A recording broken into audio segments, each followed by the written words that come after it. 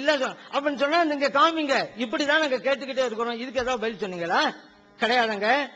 அடுத்து பாருங்க, அவங்களுடைய அந்த மொழியாக்கத்தை எழுதியிருக்கிறாங்க, 2ஆம் நம்பர் வரிசை எண் பக்கம் 1084, பொருள் செய்ய முடியாத எழுத்துக்கள் அப்படின்னு ஒரு தலைப்பு போட்டாங்க. அந்த அலிஃப் லாம் மீம் யாசீன் ஹாமீம் இப்படிலாம் வருது இல்லைங்க, ஹுரூஃபுல் முகத்தான்னு சொல்லி அரபு மொழியில சொல்லுவாங்க.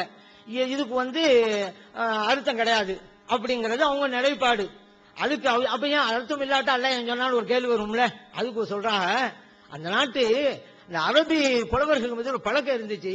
அவங்க எல்லாம் இந்த எழுத்துக்களை எல்லாம் சொல்லிவிட்டு தான் இதை ஆரம்பிப்பாங்க, கவிதை ஆரம்பிப்பாங்க. அந்த நடைமுறையை பயன்படுத்தி தான் அல்லாஹு தஆலா சொல்லியிருக்கிறான், எழுதி வச்சிருக்கிறாங்க. நான் கேட்கிறேன், அந்த நடைமுறை பிரகாரம் தான் அல்லாஹ் இப்படி சொன்னான்னு சொல்லி அல்லாஹ் குர்ஆனிலே சொன்னானா, நபி நாம் ஸல்லல்லாஹு அலைஹி வஸல்லம் சொன்னாங்களா?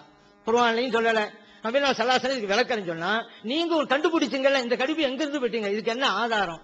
சரி, அதுக்கு முன்னுண்டான அந்த புலவர்கள் இடத்துல இந்த வழக்கம் இருந்துன்னு சொல்லிங்கல்ல, அப்படி ஒரு புலவர் அவருடைய கவிதைகள் தொடக்கத்துல இந்த எழுத்துக்களை சொல்லி இருக்கிறார், ஒரு ஆதாரத்தை காமிங்க. சபுல் முல்லக்காத்துன்னு சொல்றோம்ல, சல்லல்லாஹு காலத்துக்கு முன்னால உள்ள இலக்கியம் தானே அது. அதுலயாவது அல்லது சல்லல்லாஹு காலத்துல ஹஸ்ஸான் சாபித் ரலியல்லாஹு வந்தாங்க, அப்துல்லா இப்னு ரவாஹா ரலியல்லாஹு வந்தாங்க, கஅப் இப்னு ஸுஹைர் ரலியல்லாஹு வந்தாங்க. இவங்க எல்லாம் அந்த கவிதை படிக்கும் போது இப்படிதான் எழுத்துக்களை சொன்னாங்க, அதனாலதான் அல்லாஹ் சொன்னான் அப்படி ஒரு ஆதாரம் காட்டுங்களேன். நீங்களும் ஒரு கருத்து சொல்றீங்களா? குர்ஆன் இல்ல, ஹதீஸ் இல்ல, அப்படி நடந்ததாக. அன்பிற்குரிய சகோதரர்களே,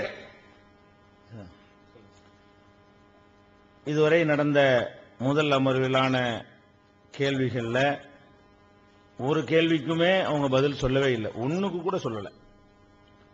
முஸ்லிம் காஃபிரு அதுக்கு பதில் இல்ல, இப்னு அஸாக்கிர் இருட்டடிப்பு பதில் இல்ல, அபூதாவூத் ஹதீஸ்ல இருட்டடிப்பு பதில் இல்ல, நஸை ஹதீஸ்ல விட்டுட்டு பதில் இல்ல, புகாரில பாதியை விட்டது அதுக்கு பதில் இல்ல, வேண்டுமென்றே காத்து ஒரு நான் சொல்லல சொன்னார்னு ஆதாரம் காட்டணும், அதுக்கு பதில் இல்ல, கிழக்குக்கு மேற்குக்கும் உள்ள 12,000 மைலுக்கு அப்பால் கல்யாணம் பண்ணி புள்ள பெறுறது பதில் இல்ல, 4 வருஷம் இதுக்கு பதில் இல்ல, எதுக்குமே பதில் இல்ல, ஒண்ணு கூட பதில் சொல்லப்படல.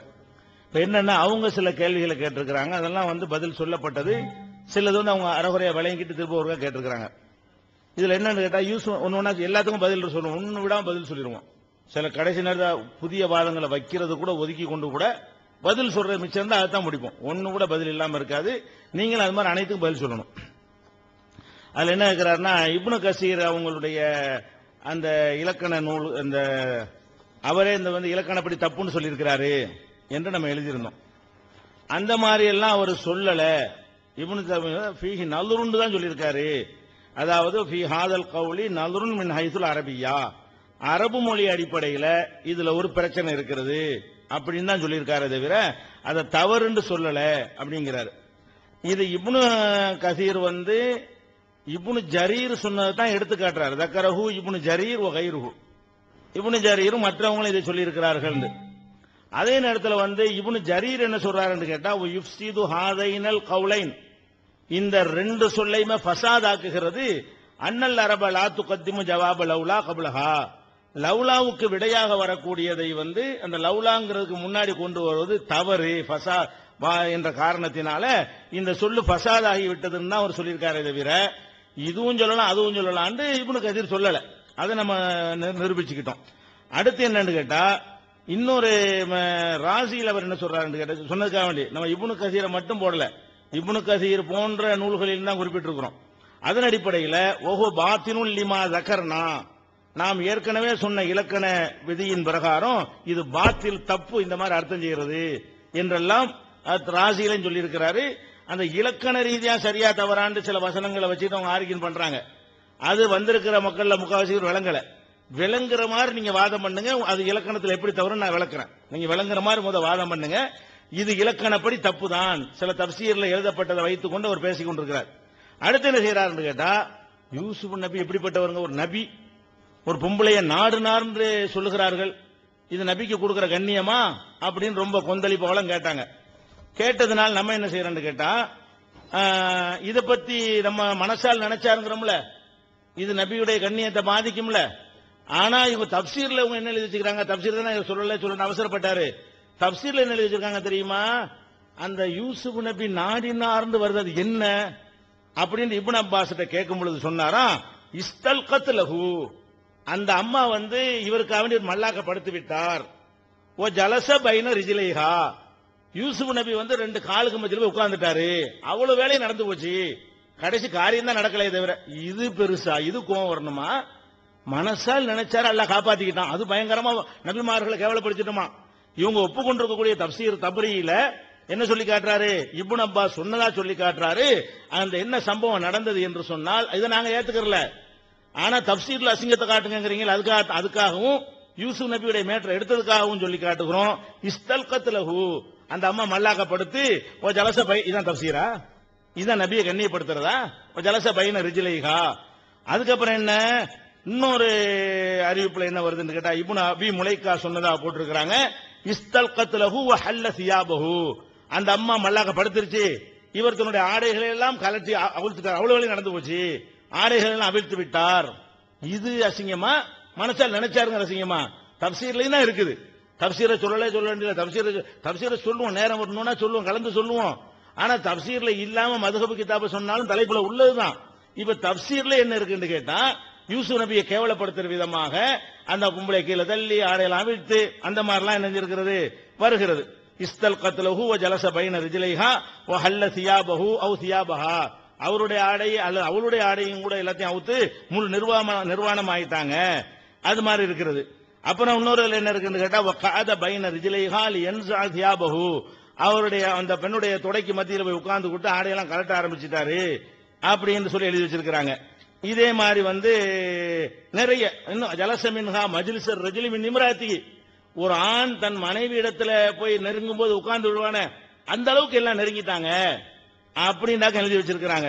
அப்ப இது மாதிரி நிறைய இப்னு ஜரீர் தப்ரீல வந்து கிட்டத்தட்ட ஒரு 20 அறிவிப்புகளை வரிசையா என்ன செய்யறாரு கொண்டு வர்றாரு.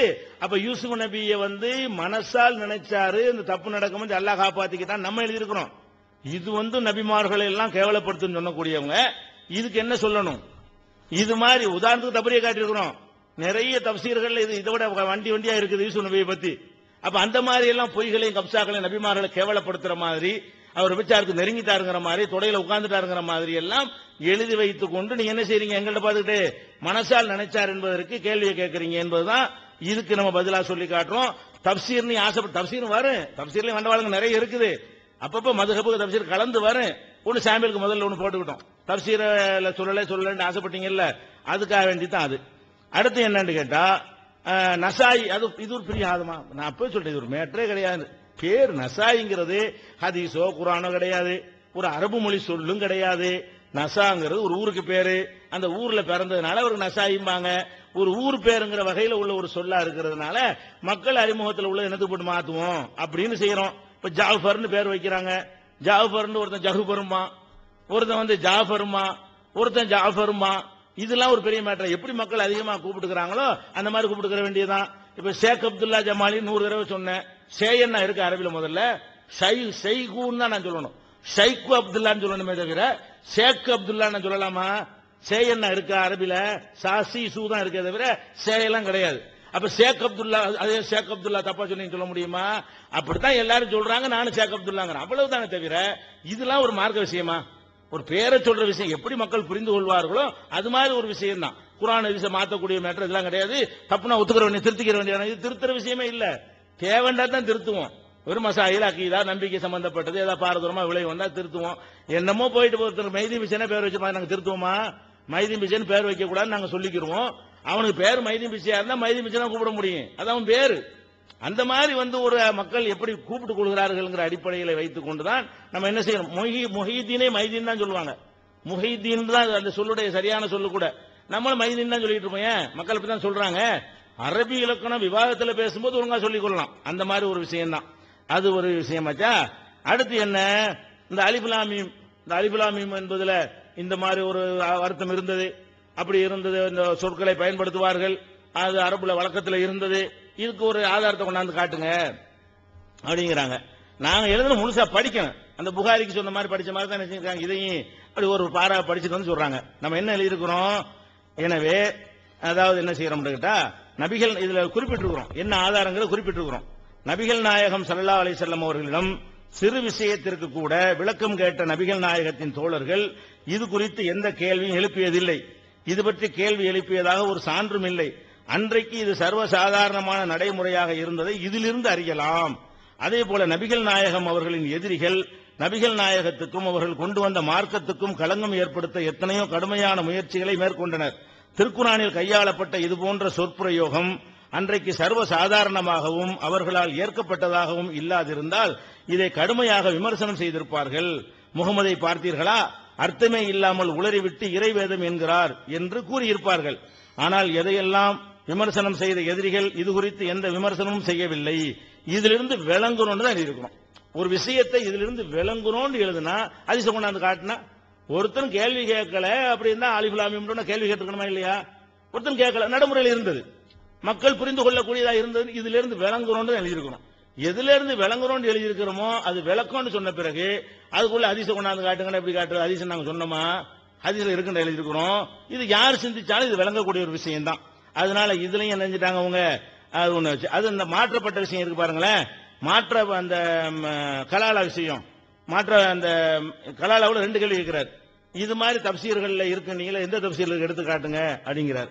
எந்த தப்சீர்ல இருக்குங்கிற நான் எடுத்துக்காட்ட தேவையில்லை. ஏன்னு கேட்டா நான் என்ன சொன்னேன்னு கேட்டா, ஷேக் அப்துல்லா தன்னுடைய வாதத்துல 2 கருத்தும் இருக்கிறது என்றுதான் சொல்லியிருக்காரு தவிர எங்க கருத்து தப்புன்னு சொல்லலன்னு தான் நான் சொன்னேன்.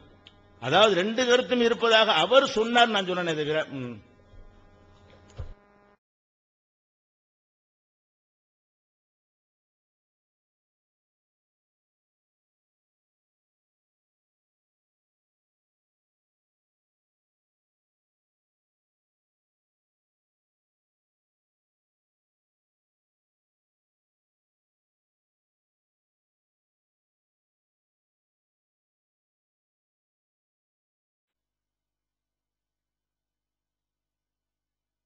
அஸ்ஸலாமு அலைக்கும் வரஹ்மத்துல்லாஹி வபரகாத்துஹு. அவையிலே அமர்ந்திருக்கிற கண்ணியத்திற்குரிய உலமா பெருமக்களே, அன்பார்ந்த பெரியோர்களே, இளைஞர்களே, இப்பொழுதுதான் எதிர் அணியரை தலைப்புக்குள்ள வந்திருக்காங்க. ஏன்னா நம்ம கேட்கப்பட்ட கேள்விக்கு பதில்ங்கிற பேரில் சொல்ல ஆரம்பிச்சிருக்கிறாங்க. அது சரியான பதில் இல்லைங்கிறத நம்ம பதில் சொல்லும் போது உங்களுக்கு தெரியும். அதே போல தப்சீர்ல இருக்கக்கூடிய குறைபாடுகள் அப்படிங்கிற நிலைப்பாட்டுக்குள்ளேயும் வந்திருக்கிறாங்க. இப்பதான் உங்களுடைய தலைப்புக்குள்ளே வந்திருக்காங்க அப்படிங்கறத நம்ம அறிஞ்சு கொள்ள வேண்டும். இடையில சொல்லிக்கிட்டாங்க, இப்படின்னு சொல்லிக்கிறோம், அங்க போயிடும். ஏன்னா கிடைச்சது ஏதாவது ஒன்னா இருக்குன்னு சொல்லிவிட்டோம். வேற இல்லைன்னா என்ன செய்யறது? இந்த பழைய தூசு தட்ட வண்டி எடுக்க போட்டு 2 நாள் கழிக்க வேண்டியதான், வேற வழி இல்லை. அதனால சொல்லி வச்சுக்கிட்டாங்க. பாயிண்ட் இல்லாவிட்ட என்ன செய்யறது? நேரத்தை போக்கணும்ல, அதுக்காக வேண்டி. இன்னொன்னு இப்னு கசீர் சொல்லி இருக்கிறாரு, இது இப்னு ஜரீரே சொல்லி இருக்கிறாங்க. இது சட்டத்துக்கு அரபி மக்களுடைய வார்த்தைக்கும் முரணானது அப்படின்னு. அது எந்த வகையில இல்லைங்கிறத அரபி இலக்கண பிரகாரம் அவர் சொன்னாக்கா அதுக்கு நம்ம பதில் சொல்லுவோம் அப்படின்னாங்கல்ல. பெரிய மேட்டே கிடையாதுங்க. இப்ப லவ்லா அப்படிங்கிற வார்த்தை ஷருத்துடைய வார்த்தைன்னு சொல்லுவாங்க. அதுக்கு ஒரு ஜவாப் வரணும். நான் கடைக்கு போனால் அதை வாங்குவேன். நான் கடைக்கு போனால்ங்கிறது ஷருத்து என்றும், நான் அந்த பொருளை வாங்குவேன் அப்படிங்கிறது ஜவாப்னு அரபு மொழியில சொல்லுவாங்க. இது முன்பின்னாக வரலாம். முன்பின்னா வரும் பொழுது பின்னால ஒரு வார்த்தையை அங்க போய்க்குன்னு சொல்லுவாங்க. இது குர்ஆன் நிறைய இருக்குங்க. இப்ப நீங்க எல்லாம் பயான்ல கூட நிறைய கேட்டிருப்பீங்க. ஃபஸ்அலு அஹ்ல ஸிக்ரி இன் குன்தும் லா தஅலமூன். நீங்கள் தெரியாதவர்களா இருந்தால் தெரிந்தவர்களும் கேட்டு தெரிந்து கொள்ளுங்கள். கேட்டு தெரிந்து கொள்ளுங்கிறது முன்னால இருக்குது. தெரியாதவர்களா இருந்தாலும் பின்னால வருது. அப்ப ஜவாபு முன்னாலையும் ஷரத்து பின்னாலே வருது. ஷருத்தை விட ஜவாபு முந்தலாமா இல்லையா, இதுலதான் கருத்து வேறுபாடு இருக்குது. அதுதான் சர்ச்சை அப்படின்னு சொன்னது. சில பேர் என்ன சொல்லுவாங்கன்னு சொன்னா, முந்தக்கூடாது, ஆனா என்ன வார்த்தை இருக்கோ இது அங்க கொண்டு போய் வைக்கணும். இப்போ உதாரணத்துக்கு ஃபஸ்அலு அஹ்ல ஸிக்ர் அப்படிங்க முன்னால இருக்குதுல, தெரிந்தவங்ககிட்ட கேளுங்க.